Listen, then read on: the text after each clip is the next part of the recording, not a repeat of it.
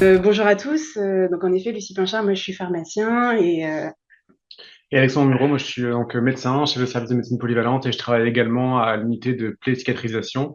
Et on est président et vice-président de la commission de développement durable en santé de l'établissement.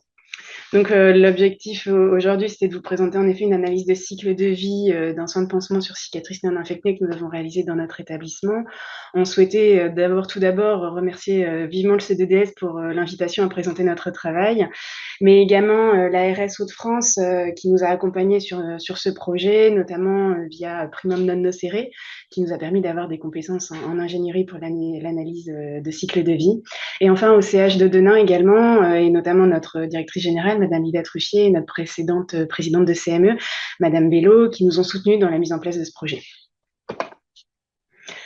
Donc, je ne vais pas vous faire l'affront de vous représenter encore une fois le contexte national et les chiffres du rapport du Shift de 2023, mais donc bien sûr les 8% de l'empreinte nationale d'émissions de gaz à effet de serre de notre système de santé. Alors pour vous faire un petit focus sur l'établissement, nous sommes membres du groupement hospitalier de territoire du Hainaut-Cambrésis. L'hôpital de Denain est un hôpital de taille moyenne de 500 lits et qui comprend 1200 professionnels de santé. On vous a fait un petit focus sur l'activité chirurgicale, puisque vous verrez que le setup, enfin, notre analyse de cycle de vie concerne surtout les cicatrices chirurgicales. Et donc, on a une activité chirurgicale assez large à l'hôpital de Denain qui comprend quasiment toutes les spécialités chirurgicales, hormis la neurochirurgie, la chirurgie cardiaque, qui sont effectuées dans les centres de référence à proximité. Au CH de Denain, en 2022, il y a eu la création de notre commission santé et développement durable au renouvellement de la CME, qui est donc une sous-commission de notre CME.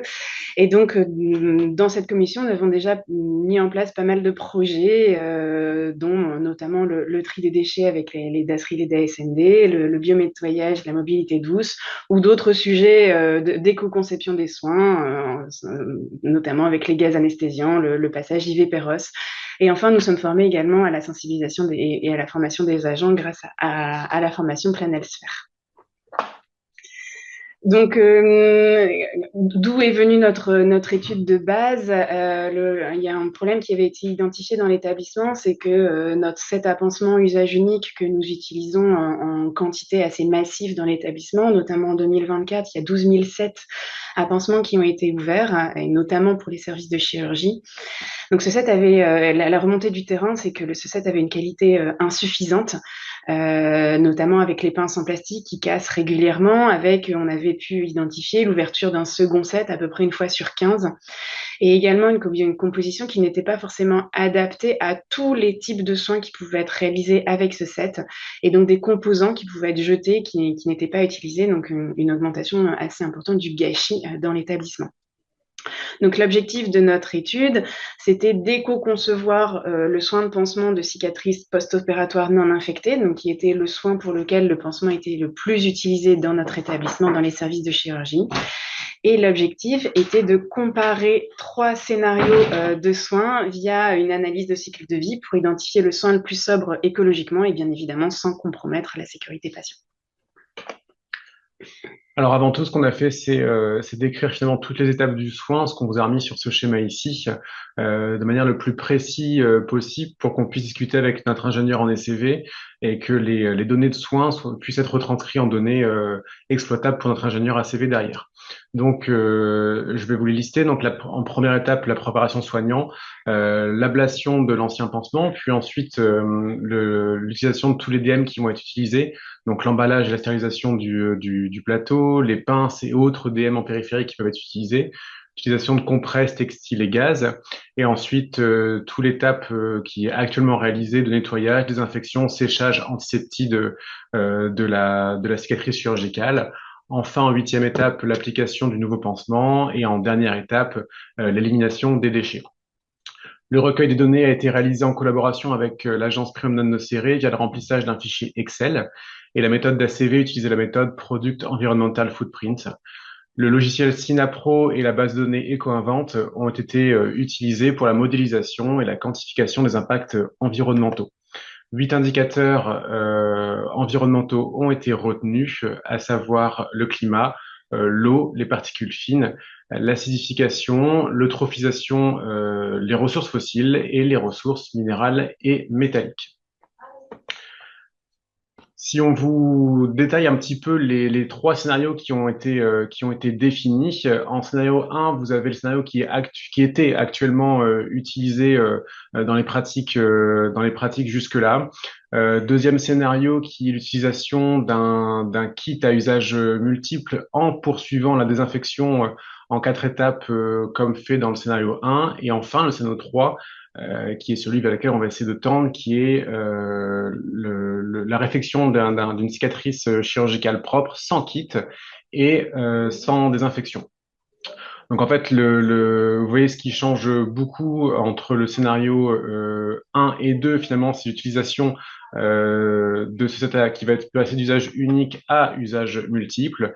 Et dans le scénario 3, en fait, on va respecter les recommandations HAS 2022 et en accord évidemment avec notre équipe opérationnelle d'hygiène pour ne plus se servir du tout de ce set à usage ni unique ni multiple et ne plus utiliser non plus la désinfection en 4 temps qui était utilisée jusque-là. Vous voyez que dans l'étape 1, on utilisait actuellement un tablier de soins qui ne sera plus utilisé dans le scénario 2 et dans le scénario 3. Donc pour vous présenter les résultats globaux, on a fait une comparaison des impacts environnementaux des 3 scénarios de soins en fonction des 8 indicateurs qui ont été sélectionnés. On voit donc que le scénario 3 est le meilleur scénario sur tous les indicateurs. C'est ce qu'on voit ici sur la courbe verte. Le scénario 2 montre une amélioration partielle, notamment avec une réduction de 23% des émissions de gaz à effet de serre en équivalent CO2 et une diminution de 24% de la consommation d'eau, donc en mètres cubes. Mais par contre, on observe une hausse des ressources fossiles avec notamment plus 37%. En revanche, le scénario 1 est bien évidemment donc le scénario actuellement réalisé, qui est le scénario le plus impactant, c'est ce qu'on voit sur les courbes en bleu. On a pu faire également un focus en fait sur les étapes les plus contributives et donc ce schéma vous présente la répartition des impacts environnementaux par étape de soins pour les 3 scénarios. Donc on voit bien que quelle que soit la configuration, on a l'étape 3.3 qui est donc en bleu là sur les courbes, donc qui est l'utilisation des compresses et du gaz, qui est systématiquement la plus contributrice. Suivi de près par l'étape 3.2 en jaune là sur le schéma, qui est l'utilisation des pinces et des autres dispositifs médicaux. On voit également que les étapes 1, la préparation du soignant, 4, la désinfection, 7, l'antisepsie et 8, l'application du nouveau pansement, montrent également une contribution non négligeable aux impacts environnementaux.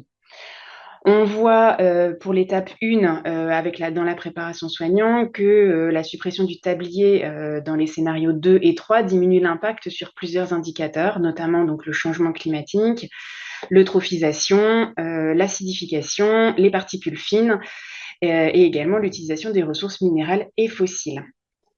Dans le scénario 3, la simplification du lavage de la cicatrice, qui sera faite donc, du coup à l'eau et au savon sans gants ni antisepsie, permet une réduction significative de l'utilisation des ressources minérales et métalliques. Donc si maintenant on fait un focus sur chacune des 2 étapes qui ont été identifiées comme étant les plus contributrices, là on peut analyser en détail l'étape 3.3 de l'utilisation des compresses, des textiles et des gaz. On voit que pour le scénario 1 et 2, les compresses stériles représentent l'impact environnemental le plus important. Pour le scénario 3, seules les compresses non stériles sont utilisées, ici en vert du coup, et représentent du coup l'impact environnemental. L'impact des compresses non stériles est donc bien moindre sur tous les indicateurs par rapport aux compresses stériles. La suppression des boules de gaz et du champ de cellulose qui étaient dans le kit à usage unique permet également d'être moins impactant sur la majorité des indicateurs. Si maintenant on fait un focus sur l'étape 3.2 avec une analyse détaillée du coup sur l'utilisation des pinces et des DM à usage multiple, On voit du coup que cette fois-ci, seuls les scénarios 1 et 2 sont représentés, puisque dans le scénario 3, le kit n'est plus utilisé. Dans le scénario 2, les kits à usage multiple, restérilisables, génèrent un impact plus élevé que les kits à usage unique sur 7 des 8 indicateurs en raison donc, du coup, du processus de stérilisation, notamment avec le cycle d'autoclave et le cycle du laveur. Cependant, il représente une légère amélioration sur l'indicateur du changement climatique, qui est les 2 premières courbes. Donc, vous voyez bien que le scénario 3, qui repose sur l'abandon du set de soins et l'usage exclusif de compresses non stériles associées à un lavage simple à l'eau et au savon, permet de réduire significativement l'impact sur les 8 indicateurs environnementaux sélectionnés. Cette simplification du soin, en supprimant notamment l'usage des dispositifs médicaux stériles à usage unique ou multiple, diminue drastiquement l'utilisation des ressources fossiles, d'eau, ainsi que les émissions de gaz à effet de serre. De manière générale, le scénario 3 est donc à privilégier. Il est le meilleur scénario puisqu'il n'inclut aucun set et n'est pas en conditions stériles. Néanmoins, les changements de pratique sont parfois difficiles à mettre en œuvre à l'échelle d'un établissement complet. Les recommandations d'hygiène peuvent être également difficilement envisageables dans certains soins et représenter donc un frein à l'utilisation de l'eau et du savon sur certaines cicatrices post-opératoires. La mise en place de scénario devra être accompagnée d'informations ciblées des équipes avec rédaction de protocoles en lien avec les chirurgiens, les médecins spécialisés en plaies pour que le projet soit accepté.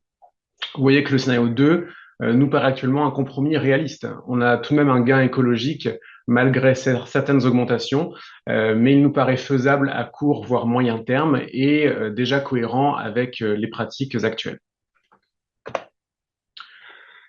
En ce qui concerne les enjeux de mise en œuvre, il va falloir qu'on adopte une conduite du changement et donc une adhésion, comme je vous le disais, des équipes médicales, chirurgicales, mais aussi paramédicales à ces changements de pratiques et notamment l'adaptation aux recommandations de l'HAS 2022.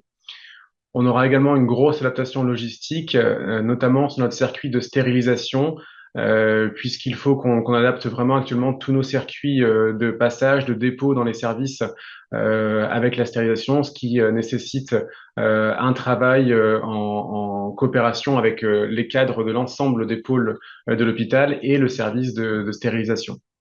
Il faudra également former les équipes à ces changements de pratique et à ces nouvelles références de la HAS 2022 et bien communiquer en interne sur la mise en place de ce nouveau set à pansement. En ce qui concerne les perspectives opérationnelles, nous sommes déjà en train de travailler le circuit de stérilisation avec donc les cadres et le chef de service de stérilisation ainsi que l'ensemble des cadres des services et du pôle de l'hôpital. Notre étude économique est actuellement en cours puisqu'il devra y avoir un arbitrage institutionnel sur l'investissement dans le matériel initial qui sera primordial. Donc, pour conclure cette analyse de cycle de vie qui est appliquée à 3 scénarios de soins de pansement de cicatrices chirurgicales non infectées montre que l'éco-conception des pratiques peut significativement réduire leur impact environnemental et bien évidemment sans compromis sur la qualité des soins. Parmi les scénarios étudiés, le scénario 3, basé sur une simplification maximale, présente les meilleures performances environnementales avec une réduction notable sur l'ensemble des indicateurs qui ont été sélectionnés. Cependant, il sera nécessaire d'accompagner le changement en multidisciplinarité dans les services concernés. Le scénario 2, introduisant des kits restérilisables, montre des bénéfices partiels, bien évidemment, mais qui peuvent être suffisants au vu du volume de sets utilisés quotidiennement et avec notamment certaines approximations qui ont été réalisées pour l'étude. Enfin, on s'est rendu compte également que certaines actions simples, comme la suppression du tablier ou de consommables superflus, apparaissent comme des leviers très concrets et faciles à mettre en œuvre pour réduire l'empreinte écologique des soins au quotidien. On a pu voir notamment, par exemple, sur l'impact assez important de la compresse, en fait, de l'utilisation de la compresse et de son volume d'utilisation dans l'établissement.